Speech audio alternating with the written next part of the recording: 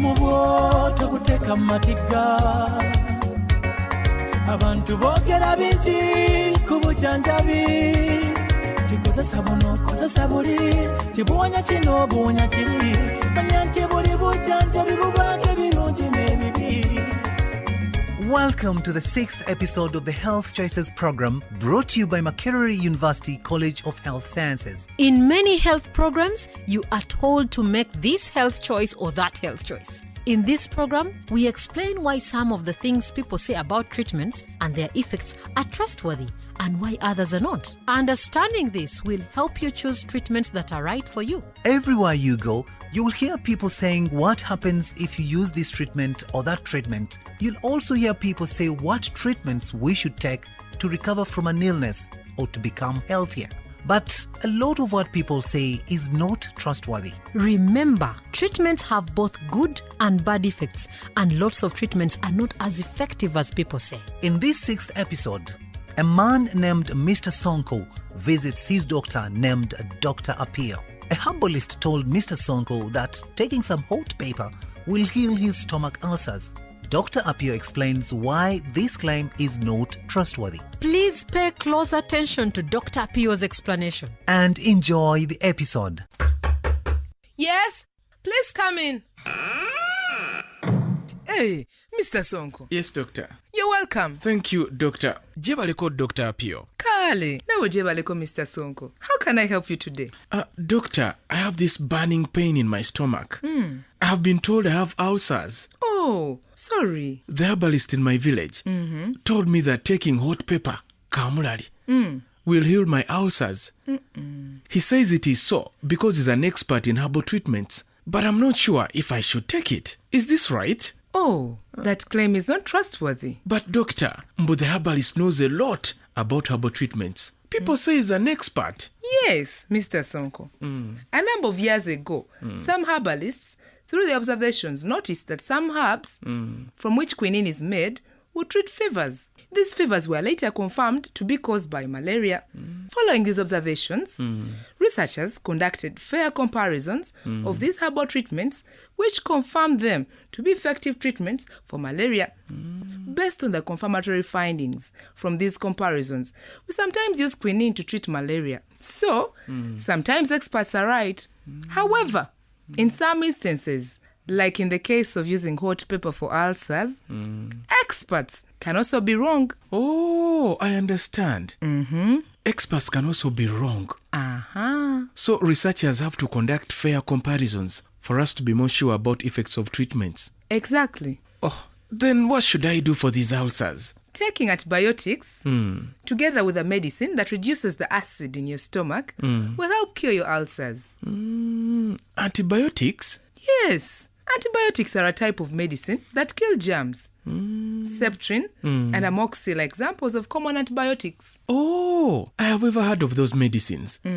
But how are you so sure that antibiotics and acid-reducing medicines are a good treatment for ulcers? I am sure because health researchers have compared large groups of people with ulcers. These groups were very similar, except that people in some of the groups took the antibiotics and medicines that reduce stomach acid. What did the researchers give to the other people? They did not receive any treatment. The only important difference between the groups was whether people got the antibiotics treatment or not. Oh, okay. So what did the researchers find? In those comparisons, health researchers found that taking the antibiotics together with a medicine that reduces acid in the stomach heals the stomach ulcers. Okay. Now, there have not been any scientific comparisons like those to find out if hot pepper has good or bad effects on stomach ulcers. So what the herbalist said is not trustworthy and can be harmful. But please note that not all stomach pains are treated with antibiotics. So even though people say that the herbalist is an expert, what he says can be wrong? Exactly. Any expert, including me, other health workers, and other herbalists can be wrong about the effects of treatments if what they say is not based on scientific comparisons of treatments in large groups of people.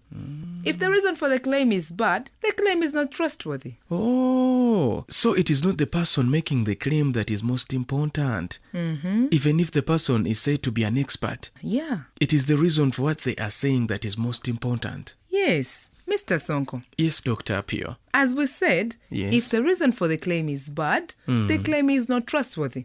For example, if the reason for the claim is someone's personal experience using a treatment, a simple association between a treatment and an effect, or an old common belief about what effects the treatment has, that claim is not trustworthy, even if the person making the claim is considered an expert.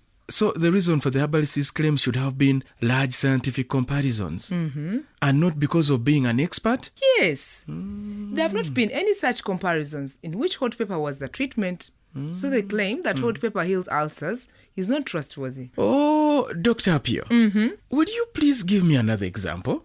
I must explain this well to the people in my village.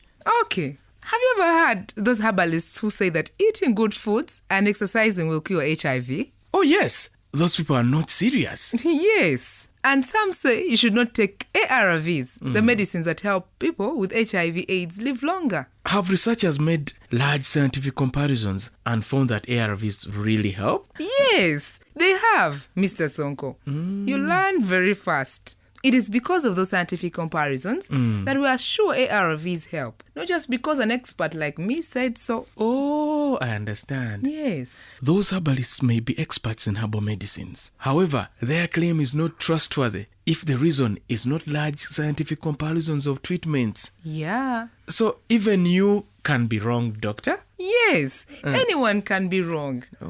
Like you said, the person who is making the claim is not what is most important. Okay. It is the reason for the claim that is most important. It is very clear to me now. If the reason for the claim is bad, it is not important that the person is an expert. The claim is not trustworthy. Then, doctor, the next time you recommend a treatment, I'll make sure to ask you for the reason. Then I'll make sure my reason is good.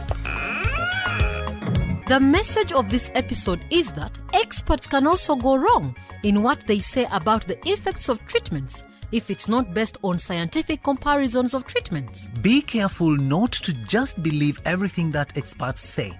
Always ask about the reason for a claim about the effects of a treatment, even if the person who made the claim is an expert.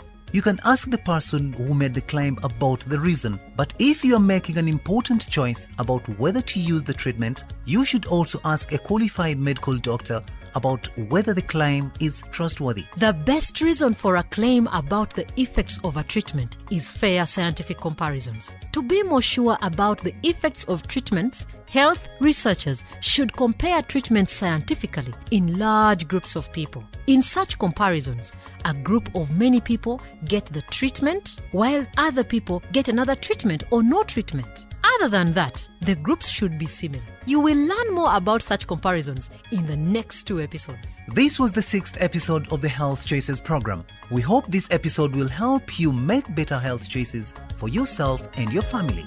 Thank you very much for listening. Only health research can show us the way.